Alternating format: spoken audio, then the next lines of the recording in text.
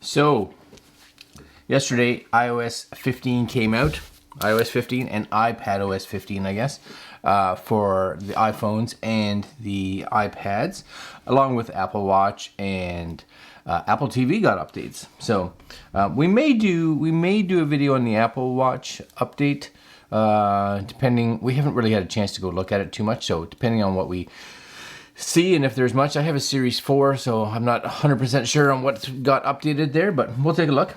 But today we're going to go over some of the features of iOS and ipadOS 15 so that you guys can get a better understanding if it's something that you want to upgrade to right away or if you want to wait. And that'll be that. All right, coming up.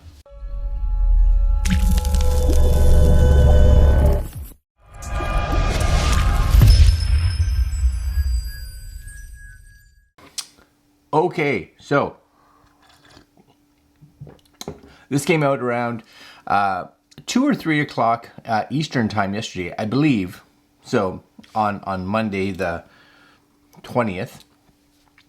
And size-wise, if you haven't upgraded to it yet, about 3.5 gigs-ish. Now that size may vary depending on the device you're upgrading to and the operating system that you're updating from.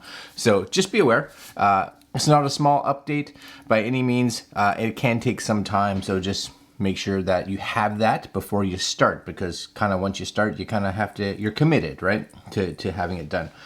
So here they is. This is the two. Now, we'll go through some of the actual features here. I'm just going to bring my brightness up here a little bit. And the first one that we talk about, or we'll talk about is on iPad. And this, other than that, we're going to actually go and do everything here on the iPhone. So, this was a feature actually on iOS 14 that came out of the phone that didn't make its way to the iPad, and that was the ability to put widgets on the home screen. Now that may or may not even be a big thing for you, but it is kind of cool. So if you go in, you'll see I have these widgets here. If you go into any of the apps, just kind of hold it and you'll get that edit home screen. There's a plus at the very top here. You guys will see that, right? A little plus. Now you have these widgets and you can search widgets and take a look at them.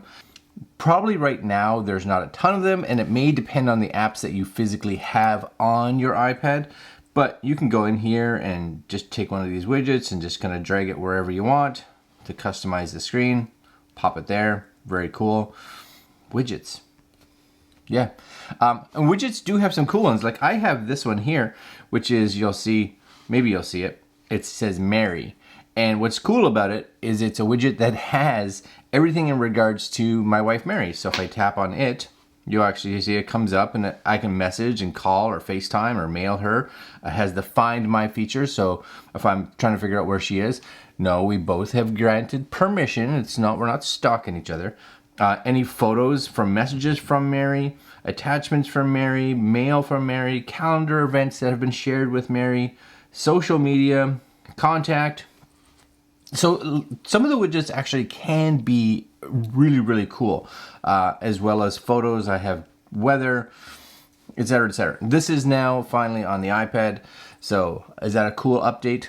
Yes, I really like it. Hey, look, something from Mary. All right, so let's go to the phone, shall we? So as always, the phone is kind of the center stage of this whole thing. So let's talk about some of the features that came here. Now, iOS 15 was not a cosmetic update really by any means. There are a few little things that have been shifted around, but once you update it and it reboots, you'll look at it and be like, did anything change? Because it looks the same. It really does. Except when you get into some apps. Okay, so a few things, and I actually took a screenshot of this yesterday. There are some new icons that actually show up on the lock screen, especially in regards to things like Do Not Disturb and the new focus mode. And that's a big one here, is focus mode. So for those of you that know about Do Not Disturb, there's now, if you scroll down here, something in here called focus. Yes? And you can have this set up on a device. Basically what happens is inside focus, if I tap that, you should do not disturb, focus. I think on my iPad here, I actually turned it on. So inside settings, you'll actually see a focus area. And so you'll see driving, sleep, work, right? Or set up personal ones. So I could be like, oh, in work, here's my focus right here, right? I would like only these people. So I have my daughter and my wife and these apps to be able to notify me. Everything else, I don't want to hear about it because I'm working, right? So I can come in here and tap that and you'll see I can add apps, remove apps. I can make it time sensitive. I can see the people that I want to be able to get notifications from. And this will be based on my working. So right now, for instance, I have focus on and I got a text from my wife. Why? Because she is one of my peoples that are allowed to have their notifications come through. Nobody else. So that can be really useful. And you can have, and you do have sleep and work pre-set up, but you can go in and set up a personal one, right? So that you can hit next and it'll say what people, what contacts do you want to be able to have in this, which applications, and you can even set time frames. So maybe you're at work, you have an actual work schedule, which is from this date to this date, or this time from this time. You can set those, or even location based. You could be like, when I'm at this address, go into work focus so that it automatically turns that on. And when you are at this address, maybe you're home, you go into personal focus. So it changes. So I do find that the focus is definitely kind of cool. Definitely a feature that I think I'll use. I use do not disturb a lot.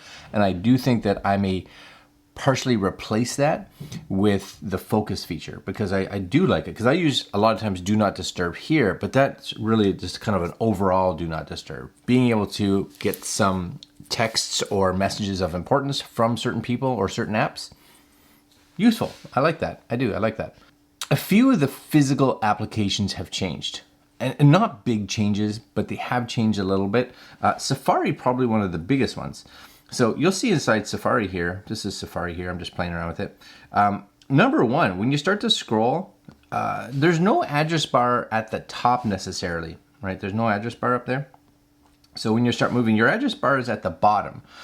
Now, at first I was like, I don't know if I like that, but there are some added benefits of it being down there. Number one is that, well, it's just at the bottom. Is it a big deal? Probably not, but you can now just slide between all the actual pages you have open, which I really like, because when it was at the top, you couldn't do that, or you could, but it wasn't as easy. So I really like this. Now, the other thing that I like about it is that when you hit your what pages do you have open, it goes into this view now, which is way nicer than that weird tiling view that was there before. So this is a much nicer view. Really, really like that. The other thing that is here now too is that you can set up tab groupings. So you'll see this is like 18 tabs, but I can be like, I have a Mac tab here. So if I tap on that, I have 2 websites that are in that. So they've grouped those tabs that I can just kind of go back into here and it's nice and clean, which cool to be able to group them. I can add pages inside this group if I want so that it's always there, which again, very nice feature to have. And I'm going to start putting groups together for sure to be able to have these. And again, if you don't want any of these, nice and easy, you just kind of hold on one and you can move to a group, arrange it, close the tabs, etc., whatever, all kinds of stuff, right? Very nice. Now, if you decide for whatever reason you do not like this down here, you're like, nope, I just want it back the old way. I like the way it was. Well, you can do that. So there's these 2 little tiny A's in the bottom left-hand corner. You're just going to tap that, right? You get a whole bunch of stuff. Extensions, privacy report, which is actually cool. And this is one of the big reasons too. If you are thinking about going to iOS 15, you're like, the privacy features of iOS 15 considerably higher. So if you like all that privacy, probably a good update. Request desktop. But the big one here, it says show top address bar. So you don't want to show top, and it moves it back up here and you're good. Now the only thing is now you can't do that slide that you could before between the two. So because I really like that slide, I'm going to tap the A and now I say show bottom bar and it says boop, puts it back down there. Cool. Yeah, I like it a lot. It's very good. Some other apps, FaceTime, I think got an app, cosmetic change, which is nice, I guess. The other one was Maps. I was playing around with Maps actually this morning. So one of the things, this is Maps here, for instance. You do have the ability now to choose what kind of map it is: Explorer, driving, satellite, transit. So it really all depends on what your reason for opening Maps was, and you can kind of change between them. Explorer kind of gives you more information about what's in the area. Of course, driving will give you more road information. Satellite, they're kind of self-explanatory, which is nice. But I'll give you there's one little thing that I guess I was finding. So I'm going to go to a city that actually has, is fairly updated, I guess. So it has all the 3D mapping and stuff like that. So if you go into Toronto here, for instance, and you zoom right in, okay, you'll see there's these square little blocks. If you look in the top, no 3D, right? So I switched the map to, let's say, satellite. And satellite now lets me go into a 3D mode. So I can go 3D and it pivots it all, which is super cool. I really like it. You also have in certain cities the ability to do this look around or look out. I can't remember what it's called. You tap that, right? And you'll see it kind of, but your maps kind of go really cool like this, which I like. Okay. So now you have it in this 3D mode. And if you go back to Explore, it's 3D. And there's a little 2D switch, which it wasn't there before. But the moment that you come out of 3D into 2D, it disappears and you can't go back into 3D. I don't know why it's there. It's available because we just had it. I don't know. And it does have things like the weather and stuff like that on the bottom, which I actually also really like. So I like the new Maps update. It's good. Depending on where you live, it'll be better than for like myself, where I live in a real little country town. So not a lot of information there, but it's good. I'm finding Maps actually growing into itself very well, and I'm finding myself using it actually even more so nowadays than Google Maps, which is kind of weird actually. But yeah, very, very nice. Sharing. There's this new sharing, and I was a little confused at first about what it was, but there are a bunch of apps, and I'll bring up a little screenshot here. These are kind of the apps here that can or have it enabled as of now. So a lot of the programs that you have, and I'll use for instance Safari again, I guess.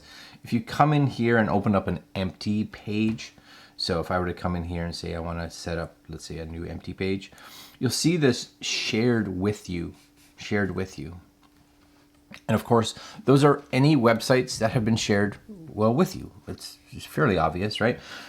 This one I got shared from someone in my contacts in regards to a new security camera that they're putting out, right? I have this from Bo from Facebook. I have one from my wife. I have another from my wife, another from Bo, another from my wife, another from Dale, another from Dale, right?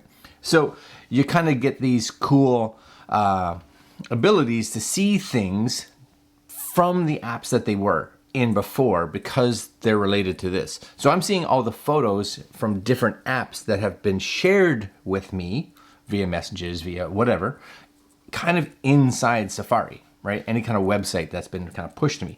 And photos, the same kind of idea, right? So if you came in here, I don't know if I have anybody sharing anything here. Inside photos, let's just kind of get out of here. Same thing, you'll see a For You at the very bottom. And inside there, you'll have, see, sharing suggestions. This is share with Harley, right? Do you want to share this with Mary? Because it says there's pictures of Mary in here. Do you want to share this with Mary? Why? Because there's pictures of Mary in here. This one's share with Harley because there's pictures of Harley in here. So it looks at all kinds of like facial recognition and associates it with contacts that you have, and very cool. So is it a needed thing? No, but it can definitely make some movement of things and accessibility to things possibly a little easier. So I'm okay with that. Easier is always okay. Live text. Yeah, so I took a picture this morning because I was trying to figure it out how it worked. And I literally just took a picture of the TV with YouTube on the screen because I was watching good old Seth Meyers because I enjoy his show. And you'll see here, if I go into my library and look at this screenshot, right? Not a screenshot, sorry, but a photo. Here it is. And in this photo, you can literally be like, I would like to copy that. So double tap, I can copy, and I can highlight that. I could copy this now, take it into wherever, notes, right? Make a new note, paste it, boom, from photos. Yeah, so pretty much anything that has relationship, at least Apple software, to your pictures, and any photo that kind of has text in it, you can kind of copy it and drag it into whatever. I'm definitely a fan of that, because it's way easier for me a lot of times to take a picture of something and copy it versus trying to type the whole thing out. Now, I don't 100% know if the ability to take text in photos is new. That may have been something that was actually available in iOS 14, but doing it in the actual camera is different. So I got a picture up here of an address and a person. So we're going to bring up the camera here, and you'll actually see that if I kind of zoom in here, you'll see that it gets this little yellow marking around where it has Shelley Williams, right? And this new little icon comes up right beside the zoom area where it says 0.51, 2.1x, and there's a little box with 3 little lines in it. Now, when I tap on the 3 little lines, you'll see that that comes up. Now you can do all kinds of stuff with it. That's the newness right there. So being able to play with that. Now, I don't know too, if you were to go back here again, yes, you'll see that pop back up. Yeah, and if I tap on the phone number, you'll see, do you want to call it? Do you want to send a message, FaceTime it? Okay, yeah, that's cool. That's cool for sure. So that little marker there in the bottom right-hand corner, that only shows up when there's text that the camera sees. So yeah, very cool. So without making this video too long, I'm sure there's a lot more tweaks and everything inside it, especially in regards to going into the settings and playing around with your privacy and notifications and things like that. But there's enough features added to this that I think it's a nice upgrade. If you were currently running iOS 14, then pretty much any device that ran iOS 14 can run iOS 15. And performance-wise, I don't think you'll see much of a difference. So if it could run iOS 14 fine, you should have no problems running iOS 15. The system specs, what they need, pretty much the same across the board. If you're looking for additional privacy, very cool. If you like that focus feature, which I didn't know if I'd like or if I even figured what the importance was, but I will definitely use that without question. That's kind of cool, and as cheesy as it kind of is, the sharing feature, somewhat useful for sure.